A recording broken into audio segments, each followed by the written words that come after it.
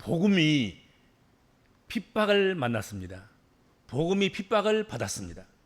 그로 인해서 예루살렘에 옹기종기 모여있던 그 복음의 사람들, 그 사람들이 유대에 흩어졌다, 사마리아에 흩어졌다, 그리고 온 땅에 흩어졌다, 그렇게 성경은 말씀하고 있습니다. 그래서 옹기종기 모여있던 예루살렘의 그 복음의 씨앗들이 멀리 흩어 퍼지는 그런 역할을 한 거지요. 환란이라는 게 그렇게 만든 거예요. 환란도 때때로 유익한 것입니다. 환란 없으면 누가 그거 어려운 일 하려고 그러겠습니까? 그냥 밀어붙이니까 밀려간 것이고 떠밀려간 것이지요. 그 중에 빌립은 사마리아를 선택하고 사마리아로 떠났습니다. 사마리아에서 복음 전도 활동을 아주 씩씩하고 훌륭하고 아름답고 귀하게 했다 하는 것을 우리가 사도행전을 통해서 발견하게 됩니다. 우리는 지금 빌립을 통해서 사마리아 땅에 일어난 복음의 역사를 지금 살피고 있는 중에 있습니다. 오늘 저녁은 주님의 사자가 사마리아 사역에 몰두하고 있던 바울에게 일어나서 남쪽으로 향하여 예루살렘에서 가사로 내려가는 길까지 가라, 그렇게 말씀하셨습니다. 그 말씀에 따라서 빌립이 광야길을 나아갔을 때 일어난 한 사건, 그것을 오늘 저녁에 우리가 다루게 될 것입니다. 빌립이 사마리아 땅에서 온 힘을 다해서 복음을 전하였고, 그리고 상당한 성과가 있었습니다. 그리고 자리가 잡혀가고 있었습니다. 안정이 찾아왔습니다. 이제 할만하겠다 싶은 마음도 들었습니다. 그런데 그때에 주의 사자가 나타나서 뜬금없이 빌립에게 갑자기 광야로 가라는 거예요. 빌립이라고 해서 다 이해가 되겠습니까? 이해가 되지 않았지만 광야로 가라 하신 주님의 말씀에 따라서 광야로 갔다 하는 것이죠. 순종한 것이죠. 빌립은 자기 사역을 다 내려놓고 기꺼이 하나님의 뜻에 순종했습니다. 빌립이 주의 사자의 명령을 따라서 광야길을 갔을 때 에디오피아 여왕 겐다게의 모든 국고를 맡은 큰 권세를 가지고 있던 네시를 만나게 되었다. 성경은 그렇게 기록하고 있습니다. 그는 예배하려 예루살렘에 왔다가 자기 나라로 돌아가는 길이었고, 그렇게 가까운 여행길도 아닌데 먼 여행길인데도 불구하고 수레를 타고 가면서까지 선지자 이사야의 글을 읽고 있었더라. 성경은 그렇게 말씀하고 있습니다. 하나님께서는 이 에디오피아 네시를 특별하게 여기셔서 그 당시에 가장 주님께서 귀하게 쓰시는 빌립을 보내셔서 그를 만나게 해 주셨다 하는 것이지요. 그리고 그에게 임한 은혜를 우리에게 보여주고 있습니다. 에디오피아 네시의 우리가 신앙을 살펴보면서 우리가 받을 은혜가 있어요. 그렇죠? 어떤 이기에 그 에디오피아 네시에게 하나님께서 그런 은혜를 주셨는가? 그걸 우리가 살펴본다고 하면, 그와 같이 우리도 한다고 하면 우리도 하나님께서 우리에게 특별한 은혜를 부어주시지 않겠는가? 그런 생각을 해보게 되는 것이다 이거죠. 그렇죠? 첫 번째로 이 에디오피아 네시는 열심 있는 신앙인이었다는 것이죠. 에디오피아에서 예루살렘까지의 거리는 약 1500km라고 그래요. 엄청나게 먼 거리인 거죠. 에디오피아 네시는 왜 그 먼 거리를 여행했어야만 했을까요?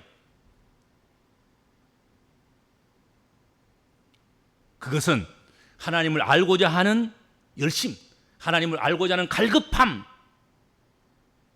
그것이 그 마음속에 가득 차 있었기 때문이 아닌가 하는 것입니다. 그걸 안 하면 뭐 하려고 예루살렘까지 가서 오고 가면서 성경을 읽고 그러고 있겠습니까? 그렇죠. 더 하나님을 알고 싶어서, 하나님을 알 때 더 열심히 알고 싶어서, 하나님을 섬기되 더 열심히 섬기고 싶어서 그렇게 한 것 아니겠는가 하는 것이죠. 그는 하나님을 경외하기 위해서, 경배하기 위해서 먼 길을 여행할 만큼 자신의 영적 생활에 열심히 있었다 하는 것입니다. 여러분, 신앙생활이나 인생을 영위해 나가는 그런 일은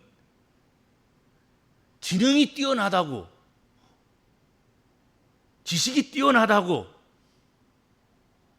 되는 일이 아닌 거예요. 그보다 더 중요한 것은 열심히 있어야 되는 거고 열정이 있어야 되는 거 아니겠습니까? 그렇죠? 열정 지수, 열심 지수가 높아야 되는 거예요. 머리만 자꾸 굴린다고 해서 신앙생활이 잘 되는 게 아닌 거예요. 머리가 좋으면 편리하기는 하겠으나 꼭 머리가 좋다고 성공하는 것도 아니고 챔피언이 되는 것도 아니고 꼭 행복한 것은 아닌 것입니다. 그보다 더 중요한 것은 절대적인 열심이 있어야 되는 거죠. 열정이 있어야 되고 열심이 있어야 되는 거죠. 열심히 있어야 행복한 것이고, 그렇죠? 그래서 그 영국의 위대한 철학자인 버트런드 러셀이라는 사람은 그런 말을 했어요. 학창 시절 나보다 재주 있는 사람들이 참 더 많았다. 얼마나 많은지 모른다. 재주 있는 친구들이 많았다는 거예요. 그 클래스에도. 그러나 결국 내가 승리를 했다. 왜냐하면 나에게는 열정이 있었기 때문이다. 머리가 탁월한 사람들은 더 많았던 거예요. 클래스 안에. 그러나 자기는 열정으로 그 머리 좋은 사람들을 다 이길 수 있었다. 그런 표현을 하거든요. 대단히 지식 있는 사람인데.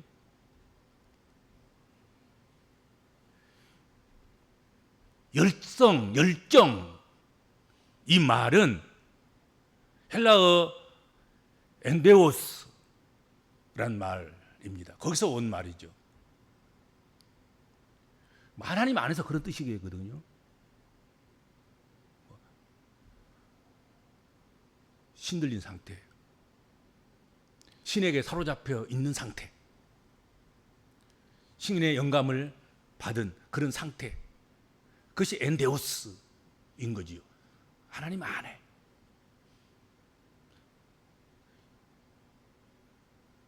바울 사도의 표현으로 한다면 예수 그리스도 안에. 그렇죠?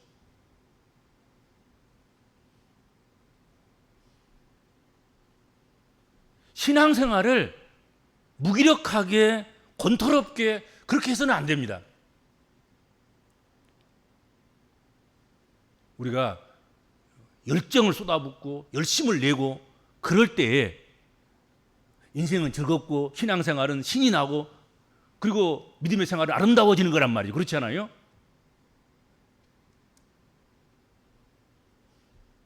신앙생활은 열심을 낼 때가 가장 아름답고 은혜로울 때예요. 좌우지간에 두말할 것이 없어요. 아무튼 열심을 낼 때 그때가 가장 은혜 많이 받을 때고 은혜가 충만할 때고 성령이 충만할 때고 내가 가장 행복한 신앙생활을 하고 있을 때예요. 그렇죠? 바울 사도는 내가 미쳤으면 하나님을 위해서 그렇게 된 것이다. 그렇게 고백했어요. 내가 미쳤다고 하면 내가 하나님을 인해서 그렇게 미친 사람이 된 것이다.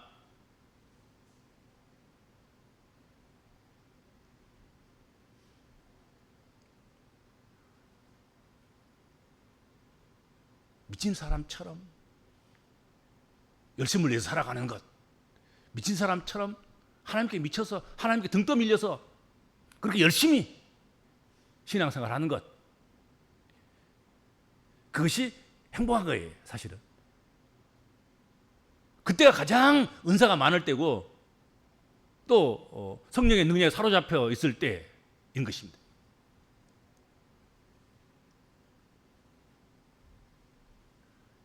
에티오피아 내시는 에티오피아에서 예루살렘까지의 그 먼 거리에도 불구하고 여왕 간닥의 모든 재정을 맡은 관리이기에 더 바쁠 텐데도 불구하고 그는 진리를 찾아서 예루살렘을 찾아서 성전을 찾아서 열심히 있는 신앙의 모습을 보여주고 있다 하는 것이죠. 핑계 대려면 끝이 없잖아요. 가까운 거리도 아니고 먼 거리에다가 뭐 맡아 있는 짐이 무겁잖아요. 세상적인 짐이 너무 무거운 거예요. 재정을 맡고 있는 한 나라, 한 국가에, 한 왕국에 재정을 맡고 있는 사람인 거예요. 국고를 맡아서 국고.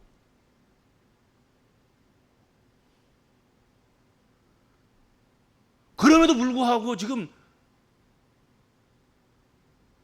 그 모든 업무를 다 중단하고 내려놓고 지금은 뭐 핸드폰으로 지금은 가면서도 하고 오면서도 하고 요즘 그러잖아요. 요즘은 시공이 문제가 아니에요. 요즘은. 그지만 옛날에는 먼 곳을 가려고 하면 모든 것이 다 정지돼야 되는 것입니다. 그렇죠? 방법이 없어요. 방법이. 특별히 성서시대, 원시사회, 초기교회 시대, 밑에는 완전히 원시인과 같이 살아가는 시대인데 에티오피아가 없으면 에티오피아를 돌볼 수가 없는 거예요. 근데 그거 다 내려놓고 그리고 예루살렘까지 간 거예요. 1500km를.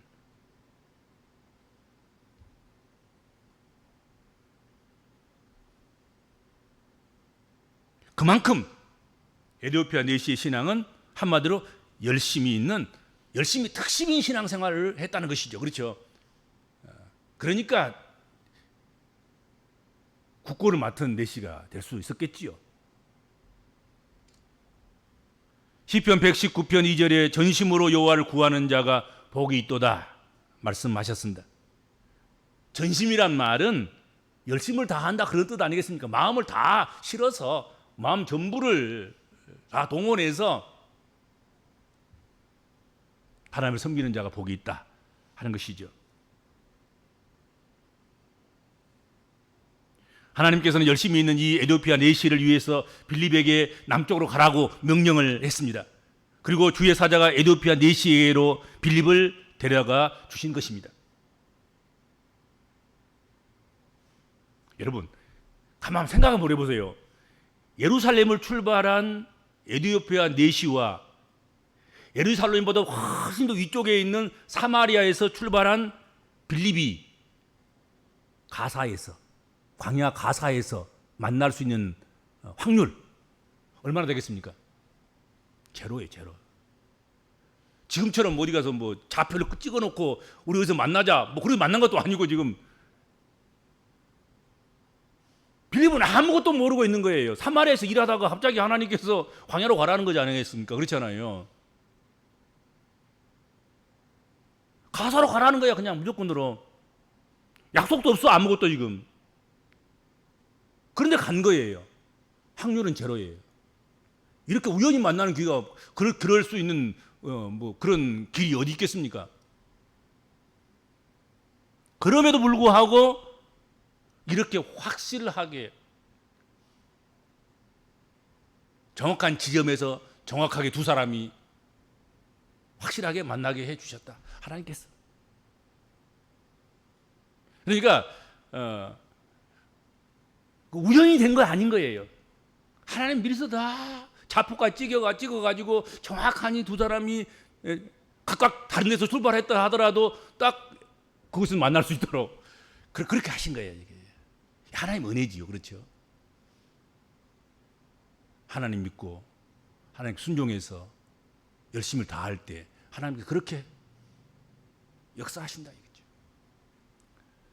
그리고 에티오피아 내시의 그 신앙을 보면 말씀을 참 가까이 하는 그런 신앙인이었다 하는 것을 우리가 보게 되는 것 아니겠습니까? 에티오피아 내시의 여행길은 현재의 여행길처럼 평탄한 길이 아니었을 것이다 하는 것은 틀림없는 것이죠. 그가 타고 있는 건 수레였고 그 길은 험난했을 것이라 생각됩니다. 지금처럼 뭐 좋은 길이 어디 있겠습니까?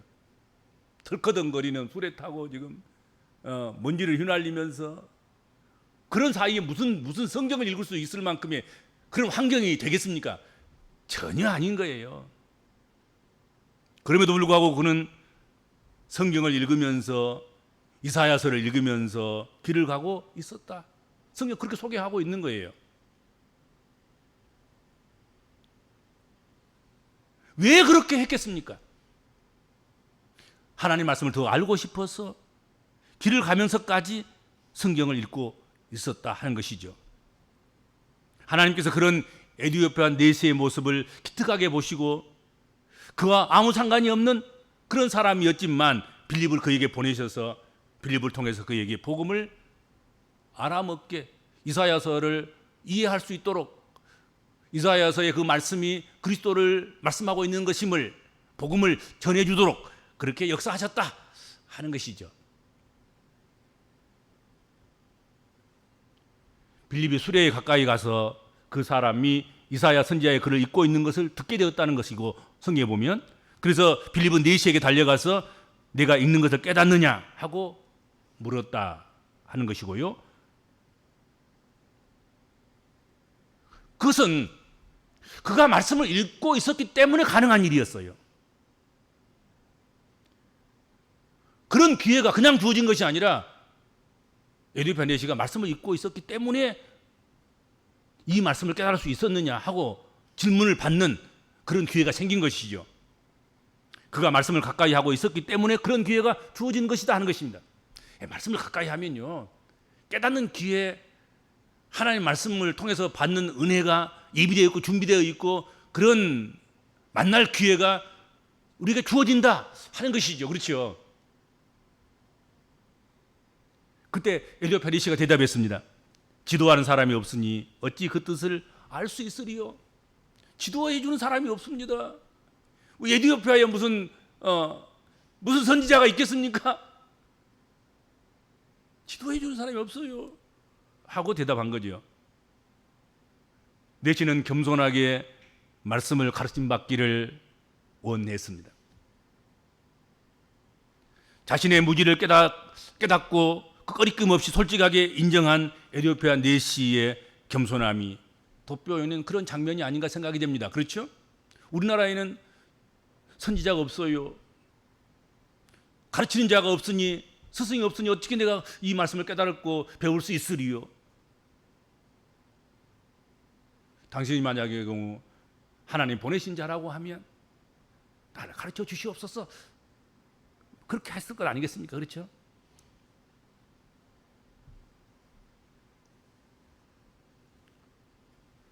우리는 이 말씀 가운데서 하나님께서는 성경 말씀을 겸손히 사모하는 자에게 깊은 관심과 애정을 갖고 계심을 우리가 깨닫게 됩니다. 하나님께서는 말씀을 간절히 사모하는 그런 사람들을 그냥 버려두지 아니하시고 어떤 방식으로든지 만나주시고 깨닫게 하시고 가르침을 받게 하시고 구원받을 수 있도록 그렇게 은혜를 베푸시는 그런 자비로우신 우리의 마음을 깊이 헤아려서 우리를 불쌍히 여겨주시는 그런 하나님이시다 하는 것이죠. 누구든지 성경 말씀을 읽고 뜻을 알려고 하는 자에게는 구원의 비밀을 어떤 방식으로든 깨닫게 해주시는 그런 하나님이시다 하는 것이죠.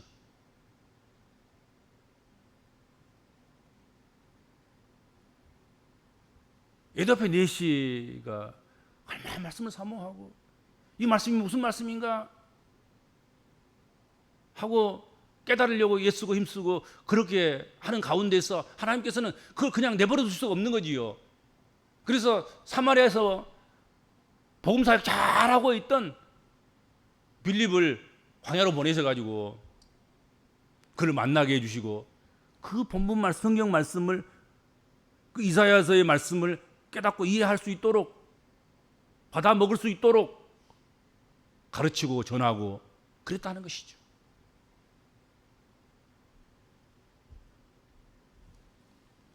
사모하는 자에게 하나님께 은혜 주신다. 틀림없는 말씀인지 아니겠습니까? 그렇죠? 그리고 결단력이 있는 신앙인이었다 하는 것을 우리가 보게 되는데, 에티오피아 내시는 빌립으로부터 복음을 들었을 때 그는 깨달았습니다.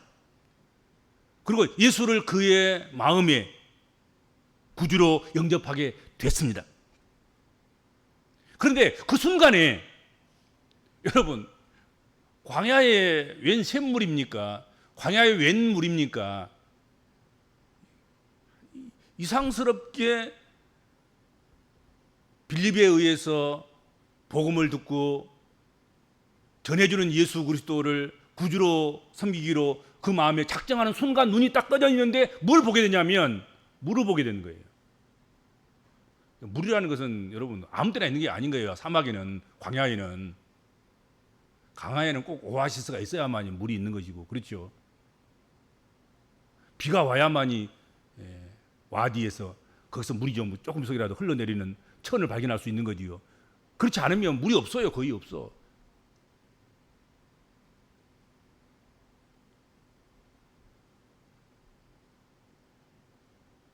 영접하는 순간, 그리고 눈을 떠서 보는 순간 물이 보였다 하는 것입니다. 하나님께서 물을 예비해 놓으신 거예요. 그러니까 하나님이 얼마나 정확하게 좌표를 찍었는지, 빌립과 에티오피아 내시가 만나는 그 역사적인 순간도 딱 그 지점에서 그곳에서 만날 수 있었고, 그리고 거기서부터 다시 빌립과 에티오피아 내시가 동행하면서 이사야의 말씀을 서로 묻고 가르치고 이렇게 하고, 그리고 예수 그리스도를 주님으로 영접하는 그 순간, 영접하는 순간 눈을 떠 보니까, 사물을 보니까 그 사물 중에 하나가 물이 있는 곳이었단 말이에요.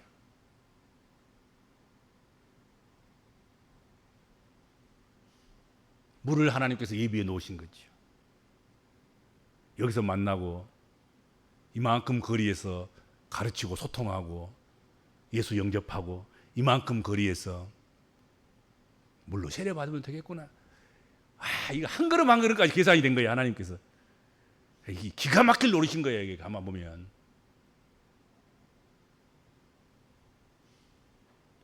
빌립은 이 일이 하나님이 주신 기회인 줄 알고 일말의 주저함도 없이 행렬을 멈추고, 그리고 즉시 세례받기를 원하는 에티오피아 내시에게 세례를 베풀었다 하는 것입니다.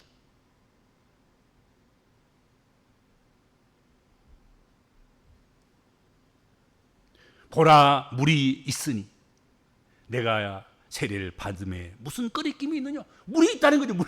물이 없었으면 세례라는 생각도 못했을 거예요. 근데 예수 믿고 예수를 구주로 섬기기로 결단하는 순간, 결심하는 순간 물이 보이는 거예요. 내가 예수를 영접했는데 저기 물이 보이는데, 저기 물이 있으니 내가 세례를 받고 싶다. 내가 세례 받는 일에 무슨 꺼리낌이 있으리요? 하고 세례를 요청했다는 것이죠. 에티오피아인 내시는 믿는 대로 행하려는 그런 열심이 있었습니다. 보류하지 않는 신앙, 기회를 유보하지 않는 신앙, 결단력이 있는 신앙, 그런 신앙이 있어야 되는 거지요. 자꾸 보류하고 기회를 유보시키고, 이 기회가 왔는데 한 번 왔다가 다시 안 올 수 있어요. 기회가. 내일의 기회가 주어진다고 누가 보장합니까? 결단해야 되는 것이죠. 그렇죠. 그리고 망설임이 없어야 돼요. 둘러보면 하나님께서 그걸 지킬 수 있도록 하나님께서 물이 필요하면 물을 주시고, 그렇죠. 물이 있어야 되는데 물을 복에 목격하도록 하시지 않습니까? 그렇잖아요. 핑계할 수 없어요. 구원받고 세례받았다는 마음을 주셨는데 그 순간에 보니까 물이 있는 거예요.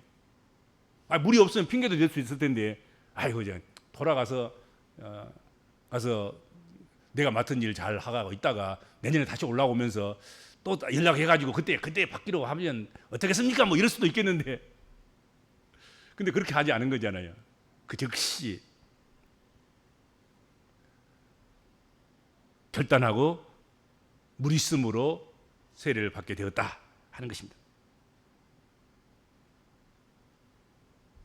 그는 은폐된 신앙인으로 살기를 원하지 않고 주께서 자기를 위하여 행하신 일을 모든 사람이 알게 되기를 원하는 그런 공개적인 그런 신앙인이었다 하는 것입니다. 세례를 받는다는 그런 의미이지 않습니까? 그렇잖아요. 모든 만민들 앞에서 내가 이제는 예수쟁이다, 내가 이제는 그리스도인이다, 이제는 내가 복음인이다 하고 선언하고 선포하는 것 아니겠습니까? 그렇죠. 숨어서 믿는 사람이 아니라 나는 드러내놓고 이제 예수의 사람이고 예수를 믿는 사람이라고 공포하는 것 아니겠습니까? 그렇죠. 우리 신앙인들은 할 수만 있으면 공개적인 삶을 살아야 합니다. 빛은, 광채는, 빛은 등경 위에 두어야 어둠을 몰아낼 수 있습니다. 말 아래 숨기거나 침상 아래 두면 빛을 비출 수가 없습니다. 그렇죠. 예수 믿는 사람들은 내가 예수 믿는다고 공포해야만이 그때부터 빛과 소금이 되는 거예요. 자꾸 아니다고 하고 숨기려고 하고 뭘 감추려고 하고 덮어놓으면 광채가 안 나는 거예요. 빛이 나타날 수가 없는 거예요. 그러니까 어디 가서 뭐 먼저 손을 내밀어 가지고 내가 그리스도인이다, 내가 어느 교회 누구 장로다, 집사다, 권사다, 나는 어느 교회를 섬기는 목사다 하고 먼저 인사를 해야 돼요. 근데 그 옆에 앉은 사람한테. 그럼 범죄하지 않지 않겠습니까? 그렇지 않아요?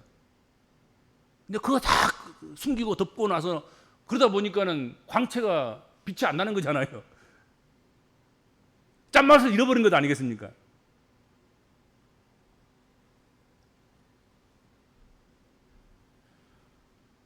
에디오피아 내시인은 열심히 대단한 그런 신앙인이었고 말씀을 가까이 하는 그런 신앙인이었습니다. 그리고 결단이 빠른 그런 신앙인이었습니다. 이런 신앙인이었기 때문에 아프리카의 모든 국가가 다 비기독교 국가인데 에티오피아만 유일하게 기독교 국가가 되는데 커다란 몫을 하게 되는 것이 아닌가. 이런 데서부터, 그렇죠. 에티오피아는 거의 기독교 국가예요. 이런 열심히 있는 사람들이 있었기 때문에 가능한 거 아니겠습니까? 아무튼 조건이 아무리 나쁘고 뭐 그런다 하더라도 이런 에티오피아 내시와 같은 그런 신앙인이 있으면 복음화되는 일에는 별 어려움이 없어요. 우리 한 사람 한 사람이 오늘 다시 한번 에티오피아 내시와 같은 그런 신앙의 그런 모습들을 우리가 좀 닮아야 되겠고, 우리가 좀 배워야 하겠고, 우리가 그것을 가져서 우리도 그렇게 우리 삶 현장 속에서 그런 믿음 생활을 우리가 열심히 해 나가야 되겠다 하는 생각을 해보게 되는 것입니다. 기도하겠습니다. 주님, 사도행전을 통하여서 우리는 초대교회를 탐구하고 있습니다. 하나의 사건 전파되는 복음, 세워지는 교회들을 통해서 또 쓰여지는 일꾼들을 통해서 우리가 좋은 신앙의 모범을 보게 하여 주시고 우리도 그렇게 닮아가는 그런 저희들 될 수 있도록 우리를 간섭하시고 우리를 인도하여 주옵소서. 예수님의 이름으로 간절히 기도하옵나이다. 아멘.